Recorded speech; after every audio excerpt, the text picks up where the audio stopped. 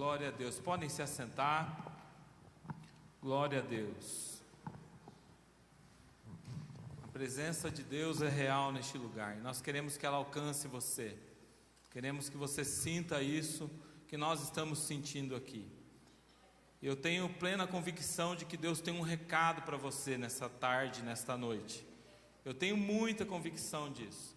Enquanto preparava essa mensagem, nós estamos usando a série de uma igreja chamada Red, uma igreja, se eu não me engano, de São Paulo. Mas a gente pega o texto, tira de lá e eu aplico a mensagem de acordo com as características da nossa igreja. E enquanto a gente ia acrescentando informações, estudando os textos, o Espírito Santo me visitou profundamente. E eu senti a presença de Deus.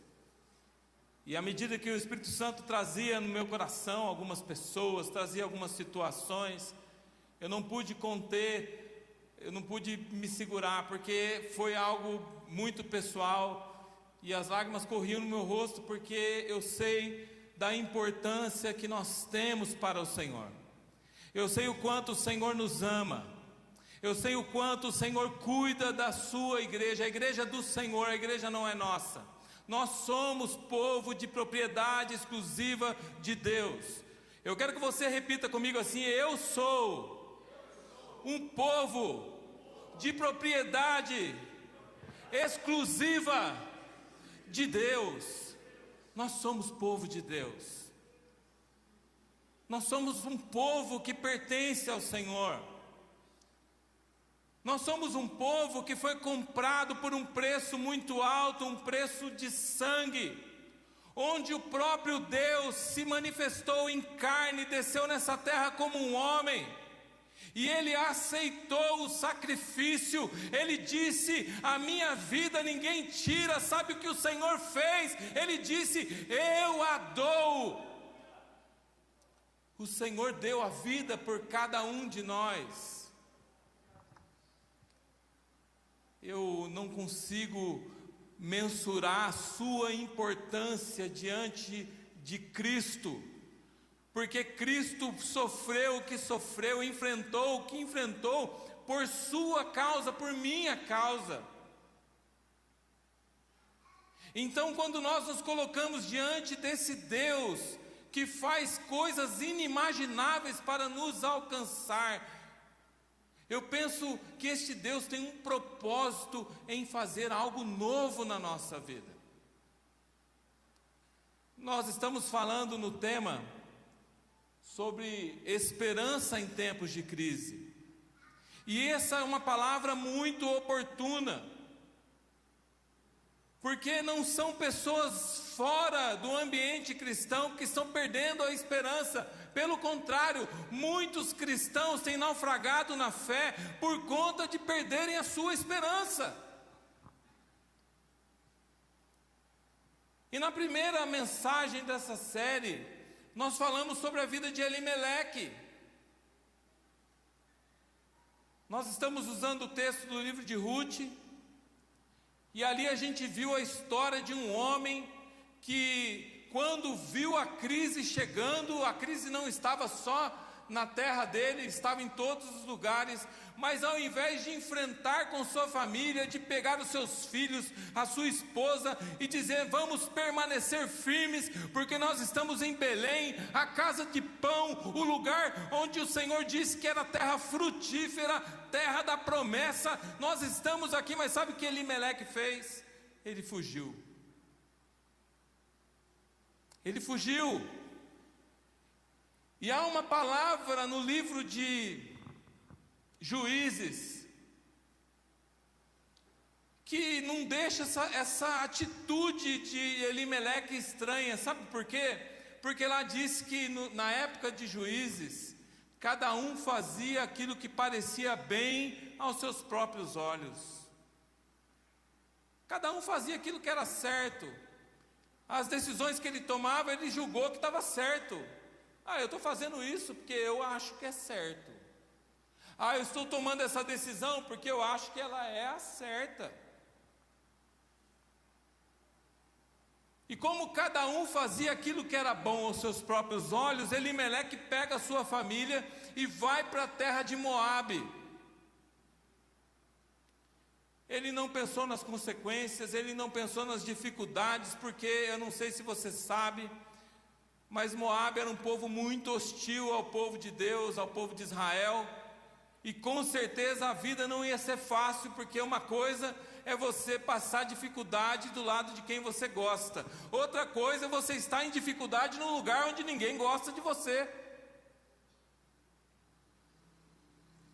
E a decisão de Elimeleque foi essa, ele pegar e fugir. Eu vou fugir desse problema.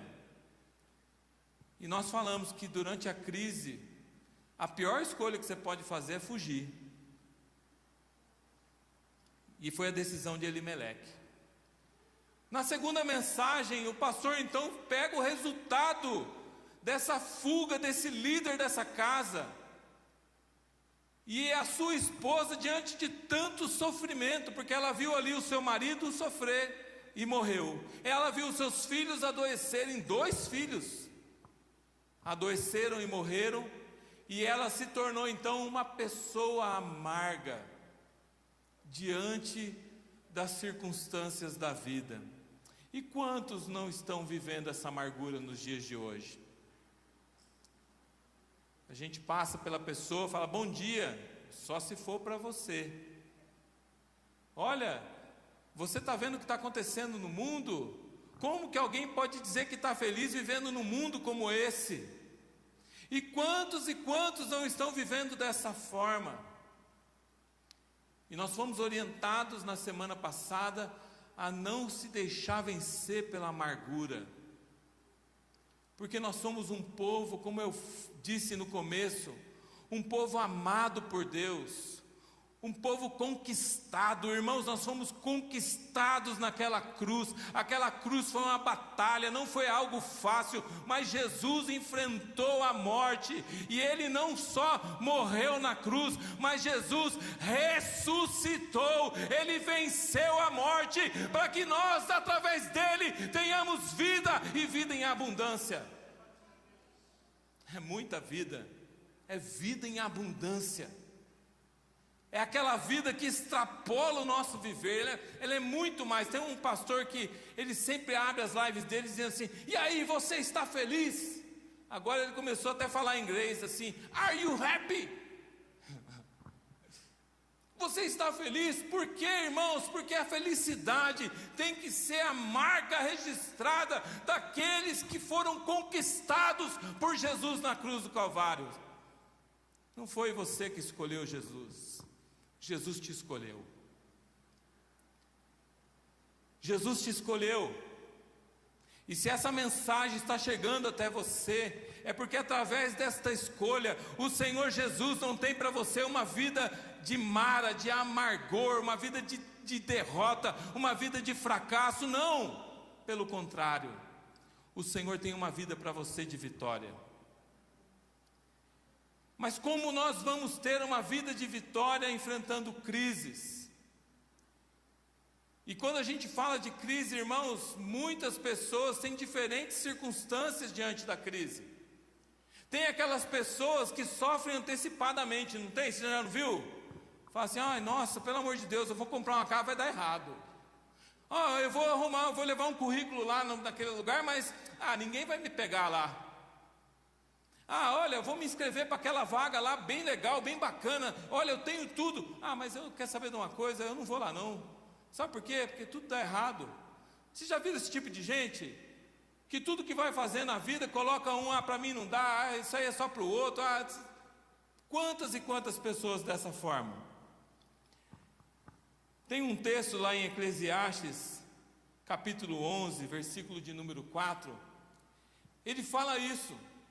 Que se nós ficarmos olhando somente as coisas ruins, as circunstâncias difíceis, nós não vamos plantar. Ele fala assim: quem fica observando o vento não plantará, e quem olha para as nuvens nunca colherá. Eu acho que vai chover hoje, é melhor não sair para colher. E o que acontece se você não colher as coisas no tempo certo? Você perde. E o Senhor não tem interesse em que a gente perca tempo da nossa vida, meus irmãos. Que nós fiquemos prostrados diante das crises, perdendo tempo e deixando de avançar diante dos propósitos que Deus tem para nós.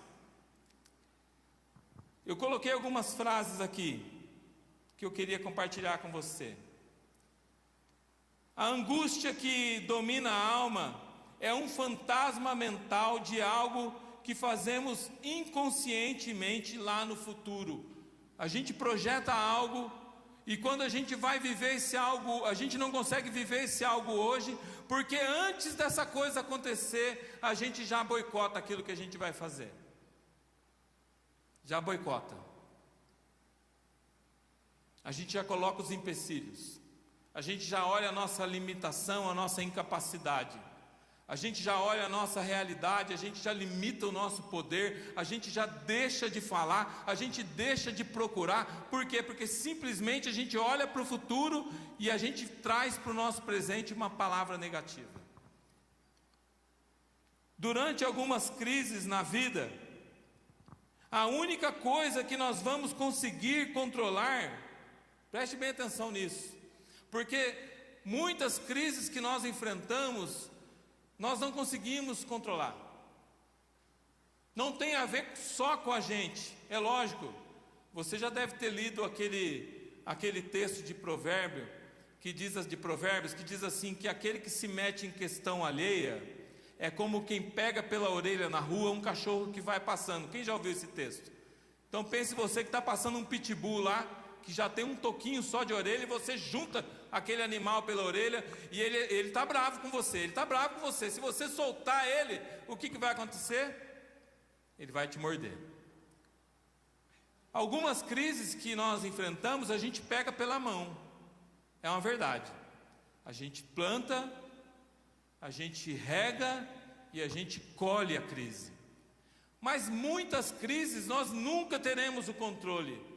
E a única coisa que nós vamos controlar diante da crise são as atitudes que nós vamos tomar para enfrentá-la. É a única coisa que você vai conseguir fazer, é acertar sua postura. É dizer para você quem você é. É se colocar diante da situação e assumir o papel de quem você foi chamado para ser, chamado para fazer diferença. E no livro de Ruth, na personagem da própria Ruth, nós encontramos essa situação. Igual Noemi, Ruth também sofreu perda. Morreu o seu sogro, marido de Noemi, morreu o seu marido, morreu o seu cunhado. Igual Noemi, talvez Ruth tenha todos os motivos para se tornar também uma pessoa amarga. E aí aquela única parente dela resolve voltar para sua terra e diz ainda para ela, vai lá, se vira com o seu, sabe, ema, cada um com seus problemas. Ela falou, volta lá agora, você é uma moça solteira ainda, tem futuro, vai lá, eu não tenho mais nada, eu vou voltar para a minha terra. E Noemi resolve voltar para a terra dela.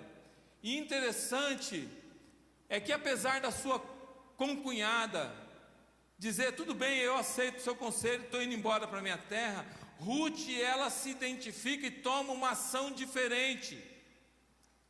E é sobre a vida de Ruth que nós vamos falar nesta tarde, nesta noite. Eu quero ler Ruth capítulo 2. Nós vamos ler todo o capítulo, assim como foi lido hoje pela manhã. Vou fazer uma oração.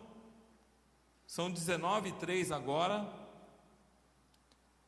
Eu pretendo terminar até 19h45. O que passar disso é culpa do Senhor Jesus. Ok? Bora lá.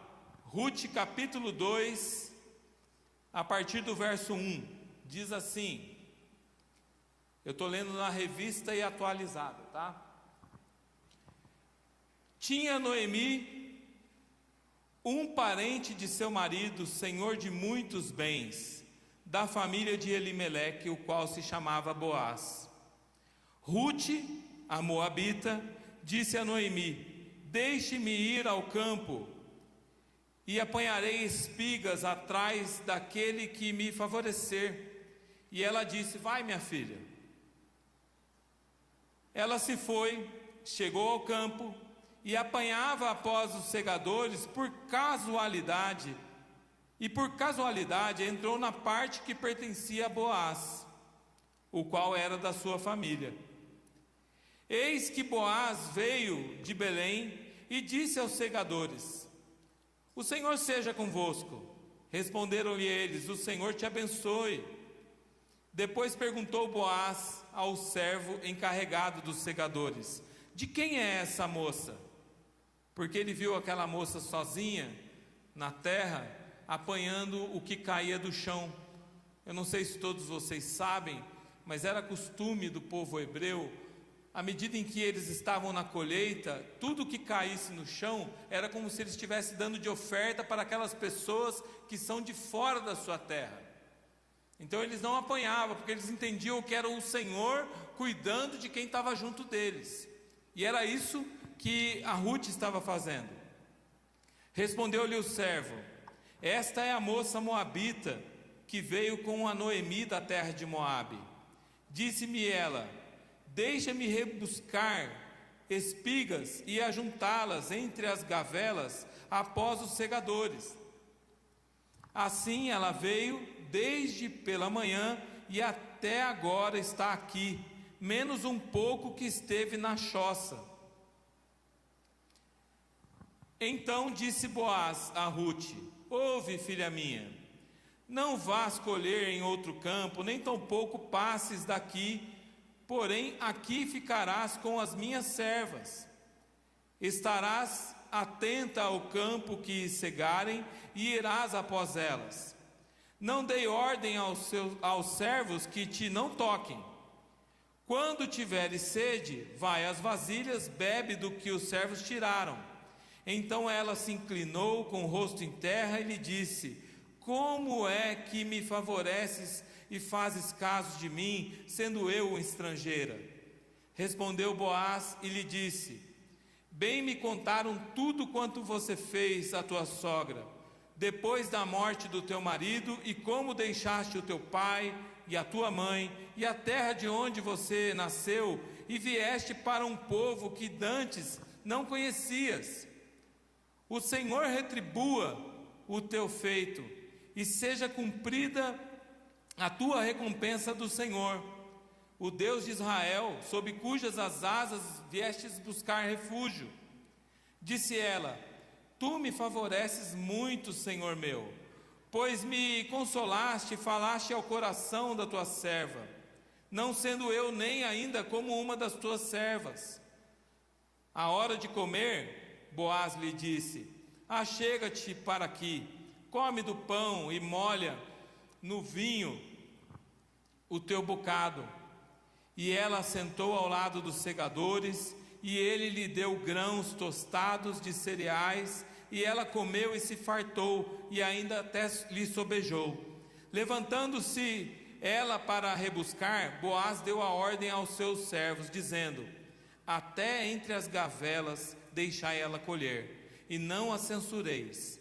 Tirai também dos molhos algumas espigas, e deixai-as para que ela apanhe. Sabe o que Boaz está falando? Olha, tira algumas a mais dos seus feixes, e deixa para ela pegar,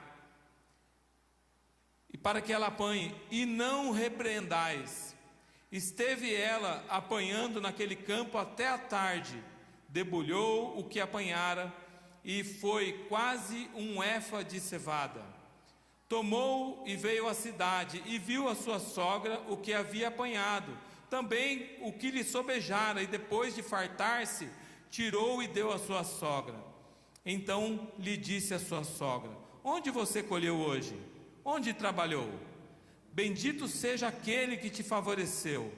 E Ruth contou à sua sogra onde havia trabalhado, e disse: o nome do Senhor, em cujo campo trabalhei, é Boaz. Então Noemi disse à sua nora: bendito seja ele do Senhor, e ainda não tem deixado a sua benevolência, nem para com os vivos, nem para com os mortos. E disse-lhe mais Noemi: esse homem é nosso parente chegado, e um dentre os nossos resgatadores. Continuou Rute, a moabita: também ainda me disse: com os meus servos ficarás, e até que acabem toda a cega que tenho. Disse Noemi à sua nora: bom será, minha filha, que saias com as servas dele, para que noutro campo não te molestem. Assim passou ela a companhia das servas de Boaz para colher, até que a cega da cevada e do trigo se acabou, e ficou com sua sogra. Feche seus olhos, abaixe sua cabeça, eu quero orar nessa hora. Senhor, nós lemos uma porção da Tua Palavra. A Tua Palavra, ela é lâmpada para os nossos pés, ela é luz para os nossos caminhos. É a Tua Palavra que endireita as nossas veredas, é ela que sonda o nosso coração, é ela que nos lava, é ela que nos limpa. Senhor, pela Tua Palavra, Senhor, fala ao nosso coração, nos coloca, Senhor, no molde, na forma como o Senhor quer, renove a nossa mente, transforma o nosso coração, para que a gente viva uma viva esperança, para que a gente tenha, ó Pai, as mesmas atitudes que a Rute teve, Senhor, apresentadas neste texto, Senhor. Eu oro nesta hora e te agradeço por estar aqui no nome de Jesus. Amém? Eu quero compartilhar com vocês 4 atitudes que Rute adotou, fizeram diferença na vida dela, marcaram esse personagem tão profundamente na palavra de Deus. E com certeza, se você adotar essas atitudes na sua vida, você só vai ganhar. Você vai experimentar algo novo. Eu abri o culto pela manhã hoje com o Salmo número 40. E o Salmo 40 fala que o Senhor coloca nos nossos lábios um cântico novo.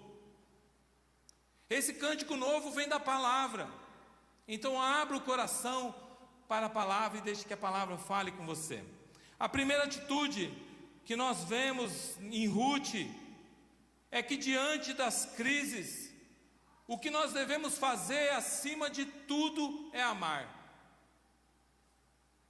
Rute, ela resolveu, ela escolheu amar a sua sogra.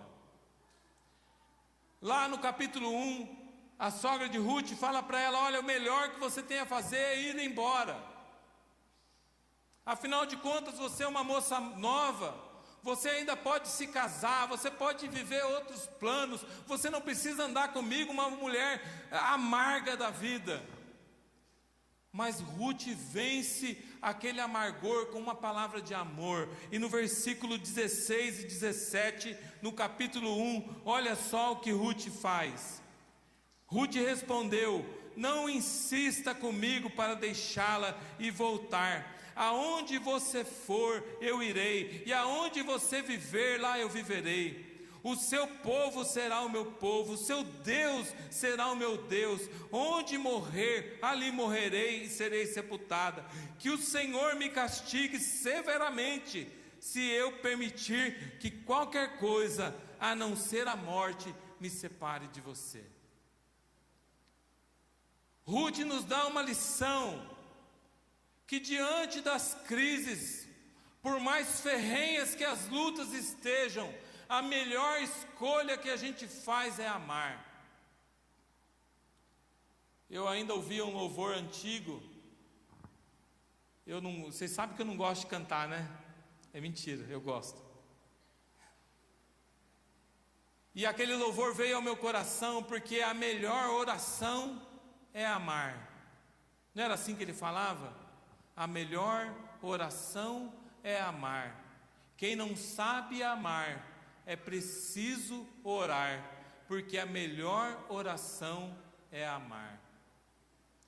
Nada tem mais poder, nada é mais poderoso do que o amor. O apóstolo Paulo, na primeira carta aos Coríntios, no capítulo 13, ele diz que todas as coisas vão passar, vão restar três: a fé, a esperança e o amor, mas o maior de tudo é o amor. Nada se compara ao amor. Amar, enquanto as coisas parecem boas, é muito fácil.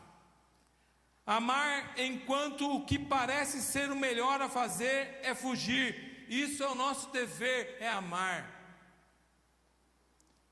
Amar enquanto somos atacados, amar enquanto somos caluniados, amar enquanto somos feridos emocionalmente, feridos na alma.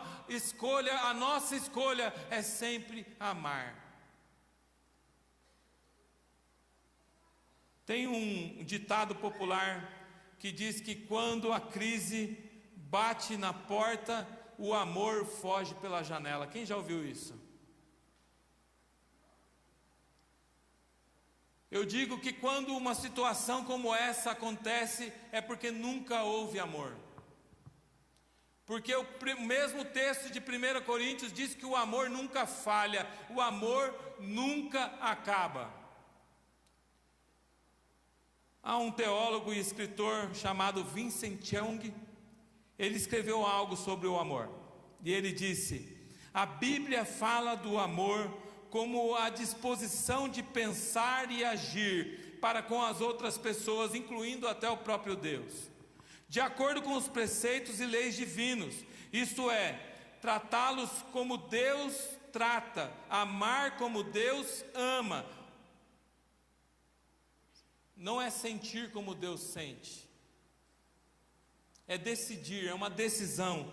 E ele fala: esse amor não tem nenhuma conexão direta e necessária com alguma emoção humana.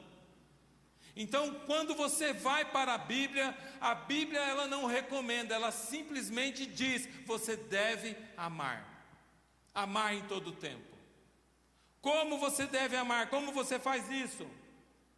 O apóstolo Paulo, escrevendo aos Colossenses capítulo 3, verso 14, ele diz assim: e sobre tudo isso, revesti-vos do amor, que é o vínculo da perfeição.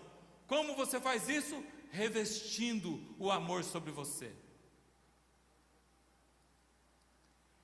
1 Pedro capítulo 4, verso número 8, diz assim: mas sobretudo tendes ardente amor uns para com os outros, porque o amor cobrirá uma multidão de pecados. Sabe por quê? Porque quando você ama, você perdoa.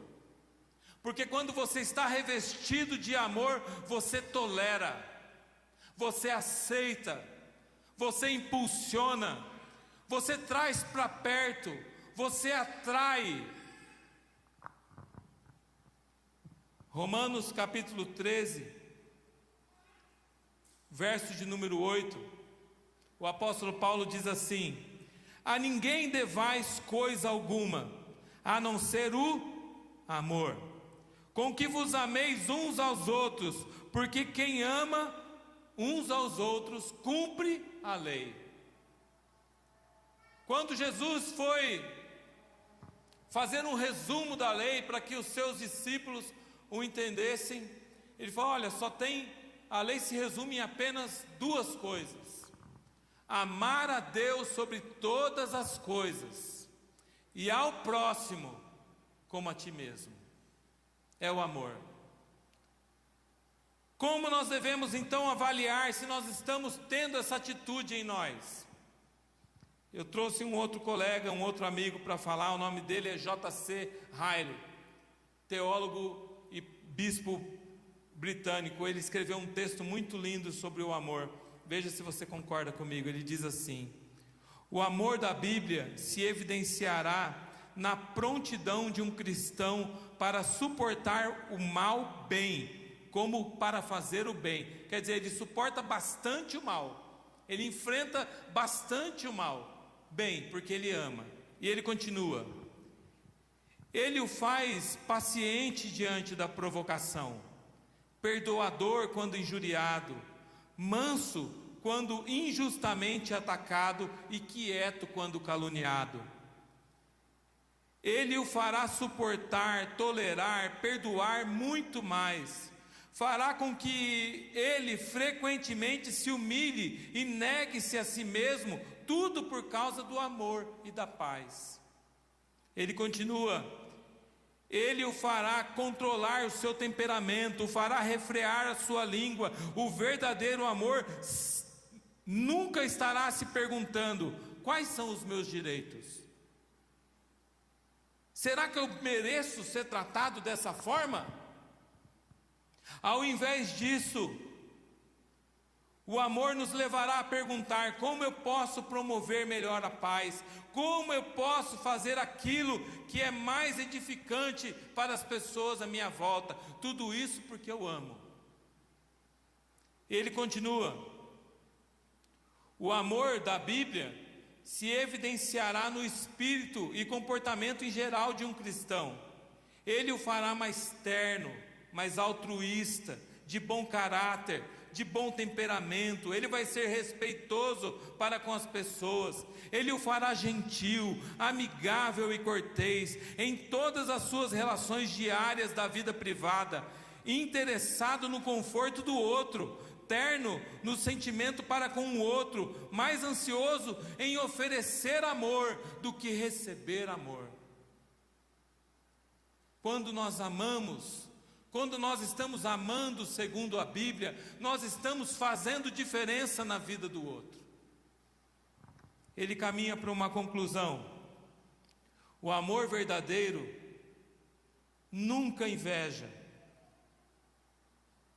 Ele não se inveja quando as pessoas prosperam. E ele não fica feliz quando as pessoas enfrentam calamidades, quando passam por problemas. Em todo instante, esse amor crerá, esperará e tentará ver uma boa intenção em todas as ações à sua volta. Nas circunstâncias mais difíceis, o amor será cheio de piedade, misericórdia e compaixão. E aí ele conclui: o coração no qual o amor cresce é um coração mudado, renovado e transformado pelo Espírito Santo. A imagem e semelhança de Deus que Adão perdeu na queda foi restaurada a ele. Não importa quão fraca e quão imperfeita possa ser a pessoa, se ela estiver vivendo o amor de Deus, ela conseguirá amar como Deus ama.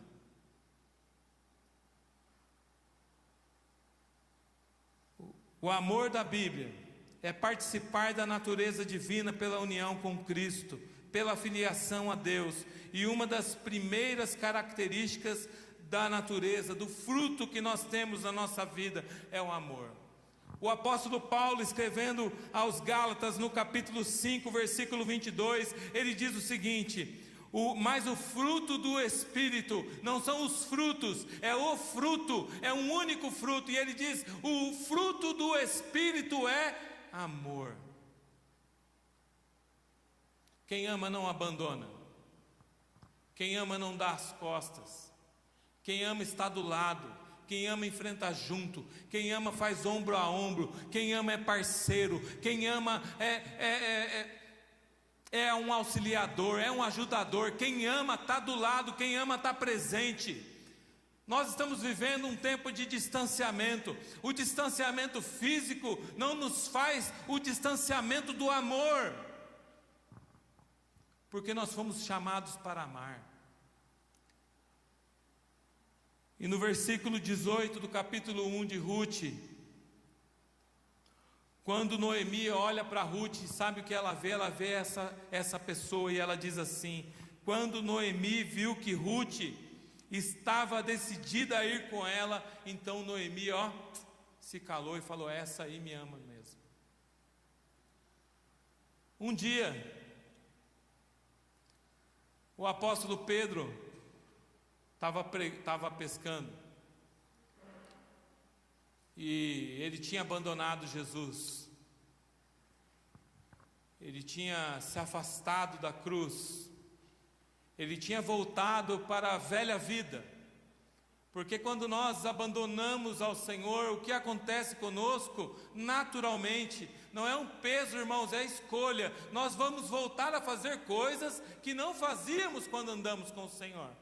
E Pedro foi pescar. E o detalhe do texto é tão interessante, que diz que Pedro estava sem roupa. Pensa, irmãos, que situação que se encontra um discípulo que andou lado a lado com Jesus, peladão, pescando no barco, um monte de homem. E alguém fala para ele: olha lá, Jesus está lá na terra.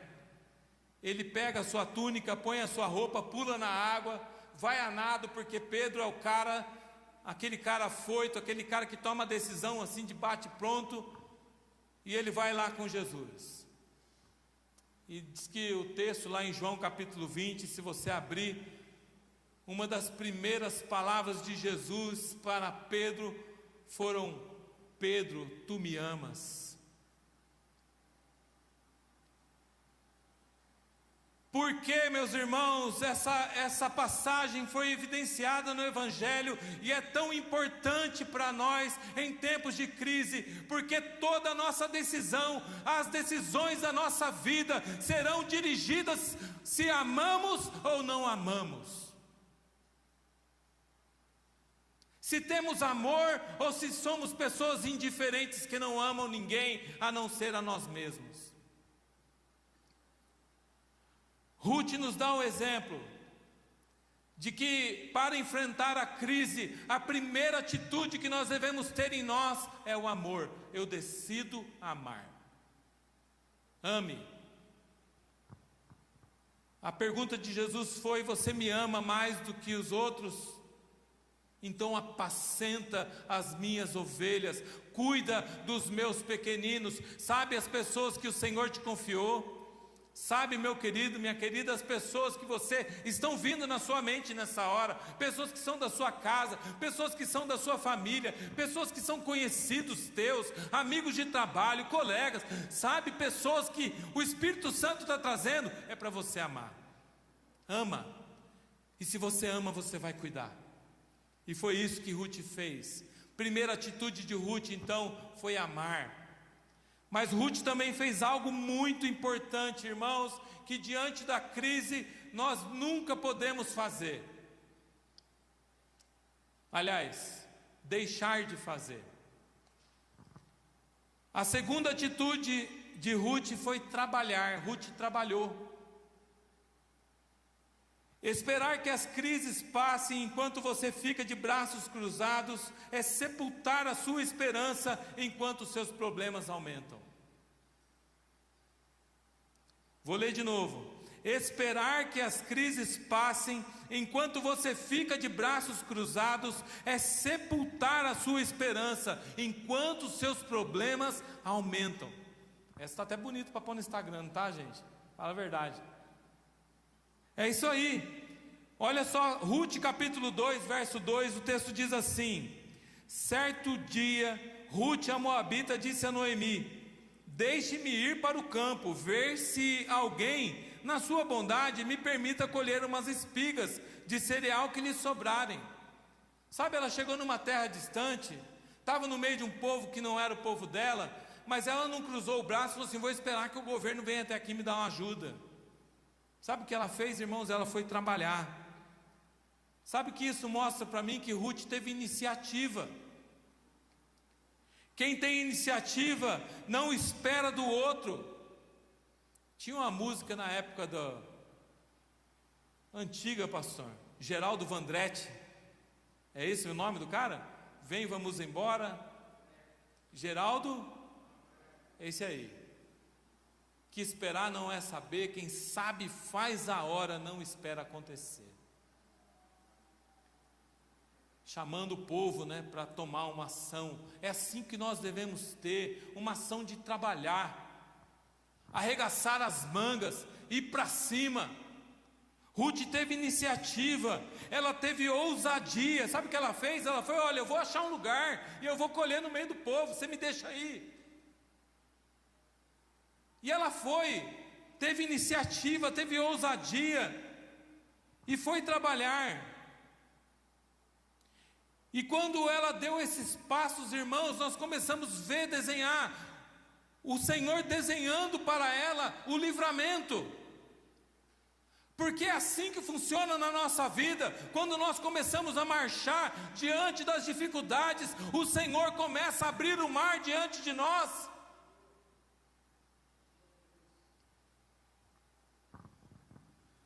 Capítulo 2, versículos 6 e 7. Quando Boaz perguntou quem era essa moça, o capataz respondeu: é a moça que veio de Moabe com Noemi. Hoje pela manhã ela pediu permissão para colher espigas, e desde que chegou, olha só o que essa mulher está fazendo, de 20 a 40 anos, que trabalha, que gasta muito tempo no trabalho, principalmente trabalhos virtuais e tal, e ela coloca algo interessante. Ela fala assim: a geração que acha que trabalha muito, mas que na verdade só trabalha mal, nos apresentaram uma palavra chamada multitarefa, de certa forma, para acharmos que é viável trabalhar bem, sem estarmos minimamente concentrados em qualquer coisa, no que estamos fazendo. E cada vez mais fica evidente que é impossível a gente fazer. A gente quer fazer muitas coisas ao mesmo tempo, enquanto que nós acabamos não fazendo nada.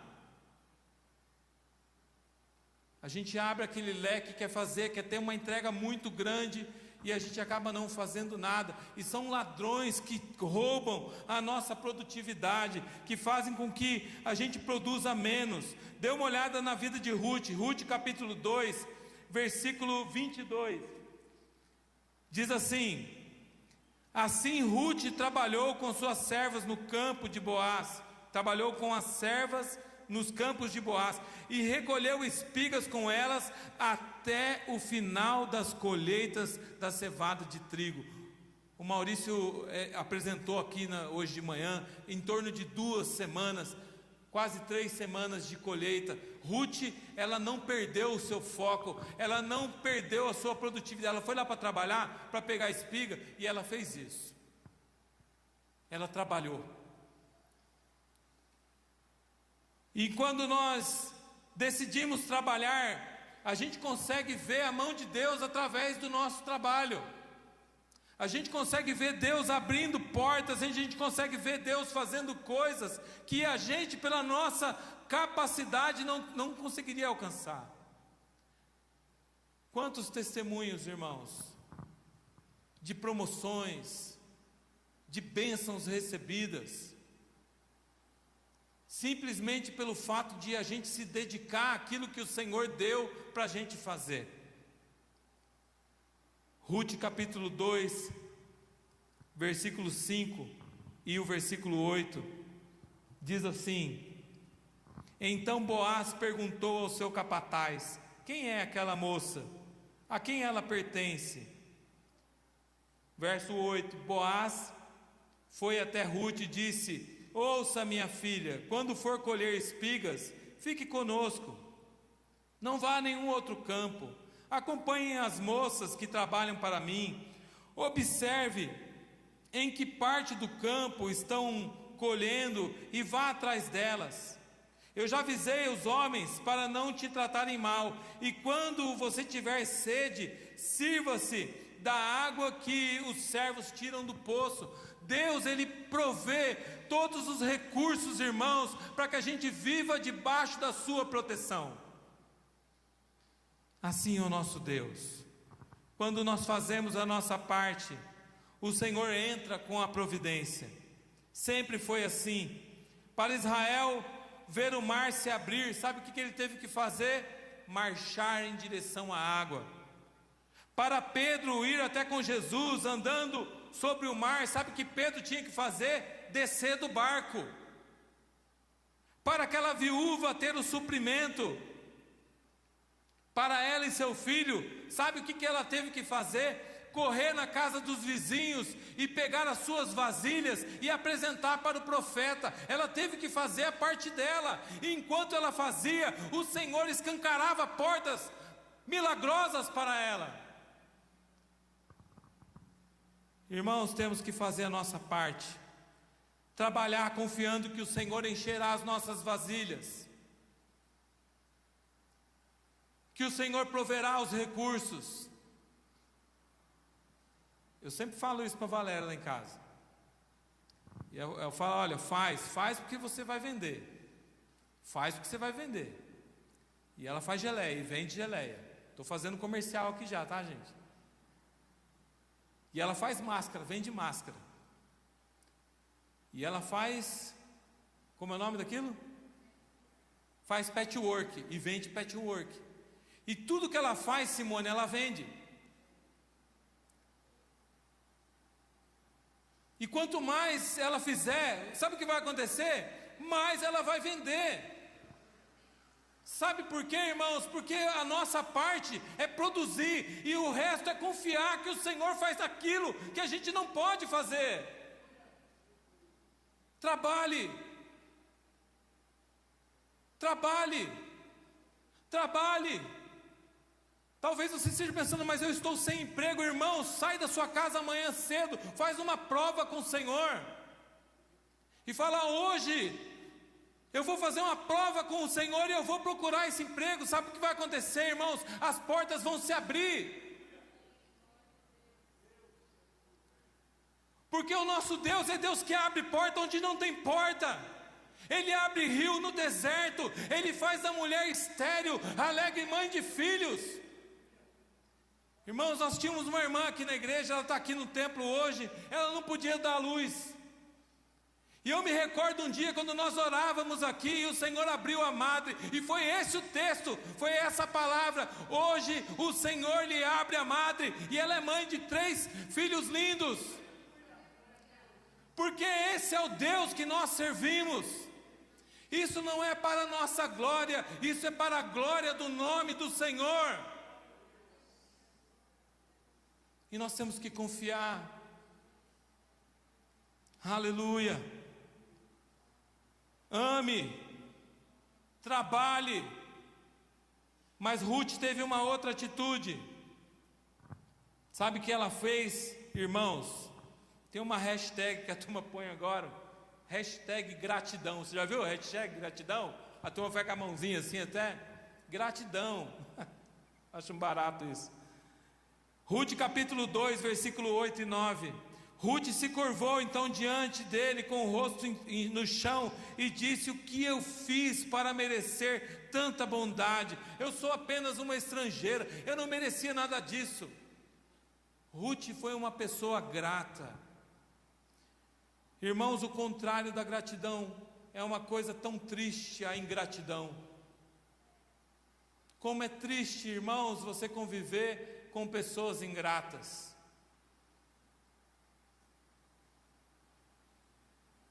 Infelizmente, a nossa natureza caída, ela não tem por vontade própria gratidão.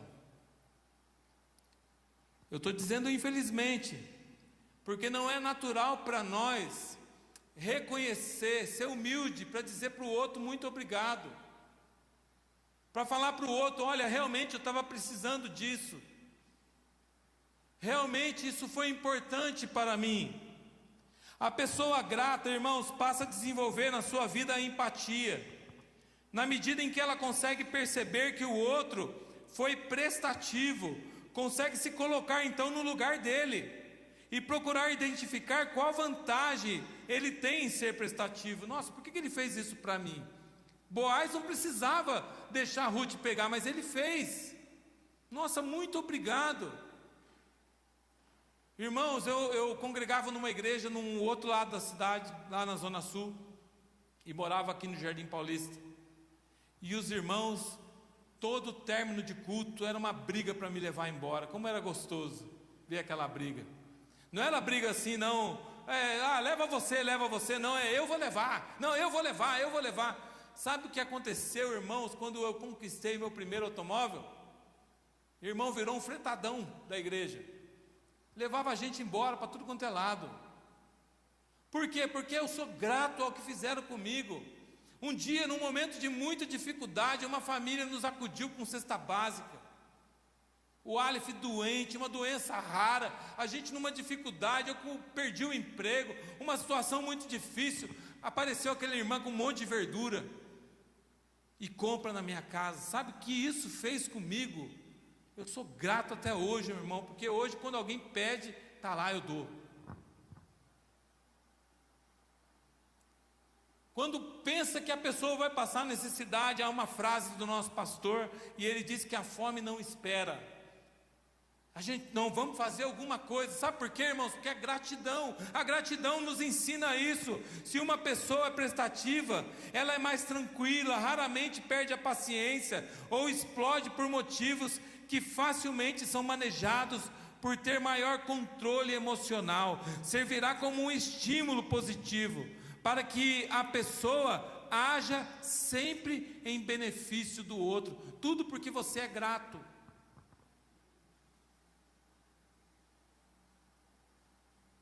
Há um texto lá de Lucas, capítulo 17,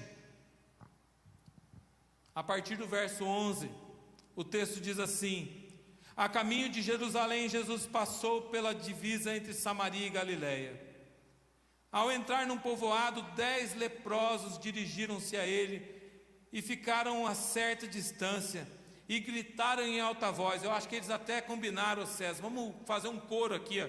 E o coro era: Jesus, Mestre, tem piedade de nós. E eles começaram a gritar: Jesus, Mestre, tem piedade de nós, tem piedade de nós.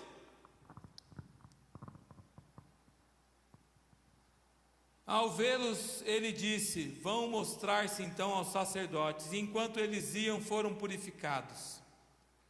Um deles, quando viu que estava curado, voltou louvando a Deus em alta voz, prostrou-se aos pés de Jesus e lhe agradeceu. Este era samaritano.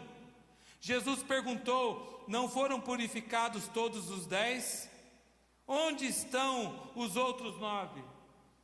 Não se achou nenhum que voltasse e desse louvor a Deus, a não ser este aqui que é estrangeiro. Então lhe disse Jesus: levanta-te e vá, que a tua fé te salvou. O Maurício, ele falou hoje pela manhã, eu vou repetir a frase dele. Os 10 foram curados. Os 10 experimentaram a cura milagrosa de Deus daquela lepra, mas só um foi salvo. Só um experimentou viver uma nova vida, porque ele se voltou e se rendeu aos pés de Jesus, porque ele foi grato. Tanto a gratidão como a ingratidão que você experimenta são pensamentos que você reforça através do seu comportamento e das suas emoções na relação com as demais pessoas. Então, quando você for tomar uma atitude, ame, trabalhe e seja grato. Seja grato a quem está com você. Seja grato a quem está do seu lado. Seja grato a quem te ajuda. Seja grato a quem é sobre a sua vida. Quem lhe orienta, quem lhe exorta, quem lhe chama atenção. Seja grato. Primeira atitude, então, ela amou. Segunda, ela trabalhou. Terceira, ela foi grata. E a última atitude de Ruth é que ela foi obediente. Ruth capítulo 3, verso de número 5.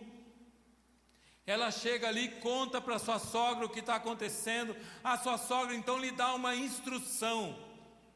Se Ruth fosse talvez do povo hebreu, sabe o que ela diria? Eu não vou fazer assim não, porque eu vou fazer o que eu quero. Mas sabe o que Ruth fez? Olha a frase dela: farei tudo o que você disse, respondeu Ruth. Assim, naquela noite ela desceu até a eira e seguiu todas as instruções de sua sogra. Irmãos, obediência na Bíblia é uma coisa muito séria.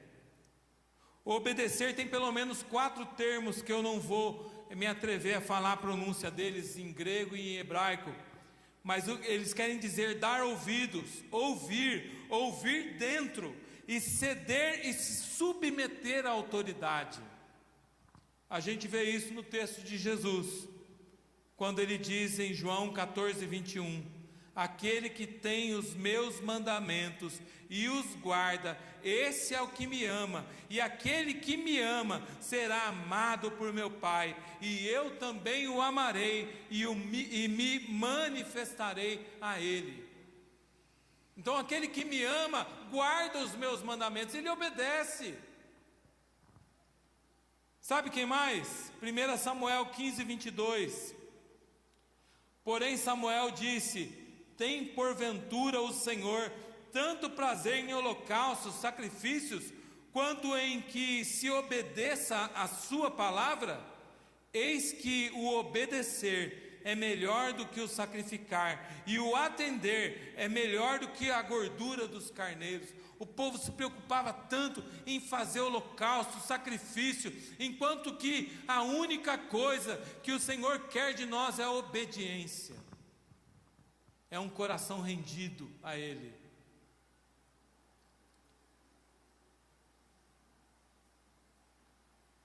Na Bíblia, obedecer é submeter-se à autoridade de Deus.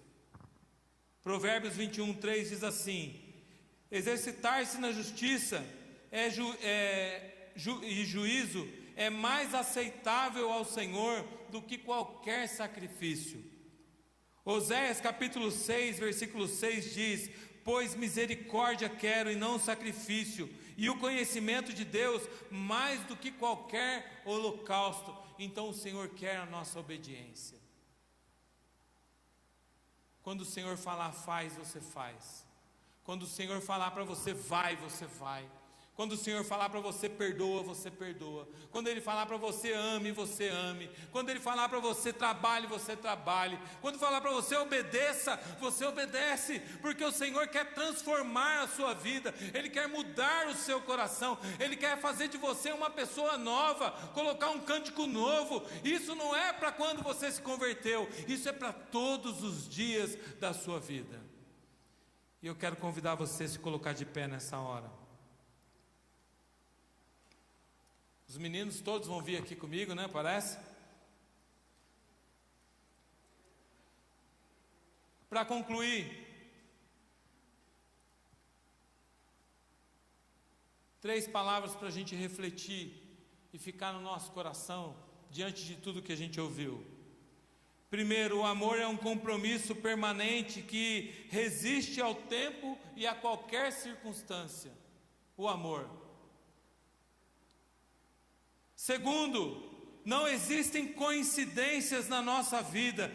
Deus é quem nos guia, Deus é quem nos abençoa, Deus é quem cuida de nós, Deus é quem olha por nossa vida, e é agindo Deus, quem é que vai impedir? Porque é o Senhor, o Deus dos exércitos, o Senhor dos exércitos, o Deus poderoso nas batalhas, Ele é quem é por nossa vida.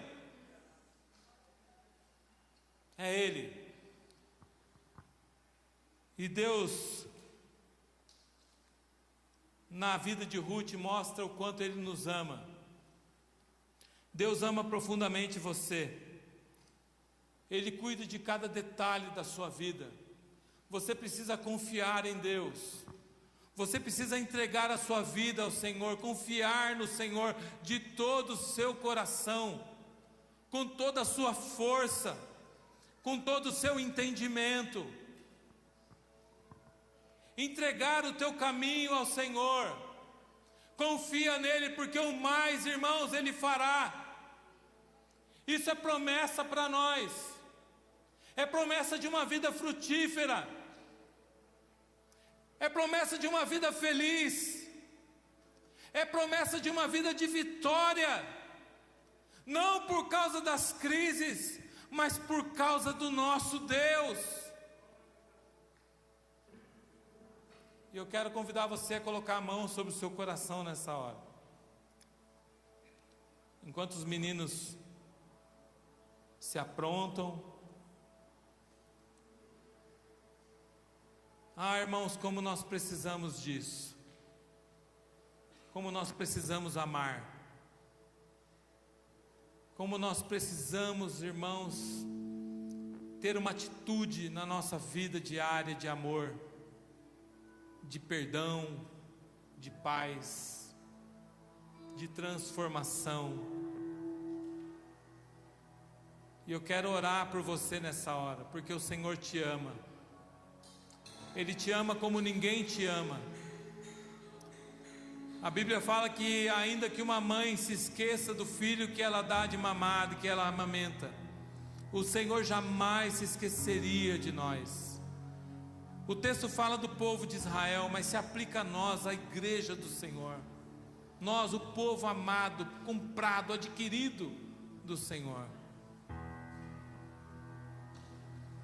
Pai querido, Deus eterno e poderoso, eu quero te agradecer por essa palavra, pela vida de Ruth. Eu quero te agradecer, Senhor, porque o Senhor nos chama a atenção nessa noite,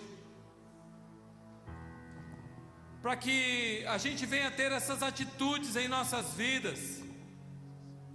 E diante das crises, ó Pai, a gente não venha sucumbir, abaixar a nossa guarda, render, ó Pai, ao inimigo, nos prostrar diante do inimigo, temendo, apavorado, dentro de nossas casas, trancado nos nossos quartos, não, Senhor. Mas assim como Ruth, ó Pai, confiando de que o Senhor está no comando, de que o Senhor está no controle de todas as coisas, apresentar ao Senhor a cada dia o nosso trabalho e dizer: Senhor, vai na frente, Senhor, fazendo aquilo que eu não posso, vai trazendo novos clientes, vai abençoando as minhas mãos, dando-me sabedoria, dando-me inteligência, mas também tocando o coração das pessoas, que eu falar, que ó Pai, assim como Ruth era bem vista por todos aqueles colegas de trabalho na panha das espigas, que assim seja conosco, que as pessoas vejam o Senhor agindo através de nós. Em nome de Jesus, ó Deus, e nós te adoraremos, e nós cantaremos louvores ao Senhor, e nós renderemos a nossa vida a Ti diariamente. Ah, Senhor, é isso que nós queremos para a nossa vida como igreja. No nome maravilhoso de Jesus, ó Pai, eu oro e te agradeço, Senhor. Nós vamos cantar essa canção. E eu quero chamar já o nosso pastor, que também vai estar orando por nós, assim que nós orarmos e cantarmos. Vamos lá, irmãos? Aleluia, Senhor. Queremos ainda te adorar, ó Deus.